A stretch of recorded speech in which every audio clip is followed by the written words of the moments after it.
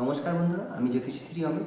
আজ হোলির দিন আপনাদের সামনে ছোট্ট একটা টোটকা তুলে ধরবো। এই টোটকা যদি করতে পারেন, আপনাদের সমস্ত যে বাধাবিঘ্ন, সেই বাধাবিঘ্ন থেকে অনেকটা কিন্তু মুক্তি পাওয়ার একটা সম্ভাবনা রয়েছে। তা টোটকাটা হলো কি, আপনি এটা পূর্ণিমা আজকে করতে পারেন।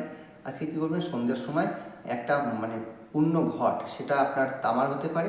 যদি রূপোর ঘট হয় তাহলে তো আরও ভালো, রূপো না হলেও তামার ঘট হলেও হবে। তামার ঘটে 1 ঘট জল আপনার ঈশান কোণে, বা যদি ঈশান কোণে যদি ঠাকুরের আসন থেকে থাকে, সেই আসনের পাশে আপনি 1 ঘটি জল আপনি একটা পরিষ্কার কাপড়ের উপর সেটাকে রাখেন।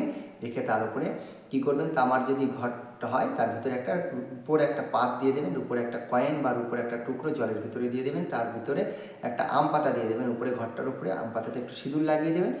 দিয়ে তার উপরে একটা আমের করবেন, একটা সুপুরি, আস্ত সুপুরি এবং একটা পান দিয়ে আপনার যে মনের বাসনা সেটাকে জানিয়ে ওই ঘরটাকে ওখানে স্থাপন করুন।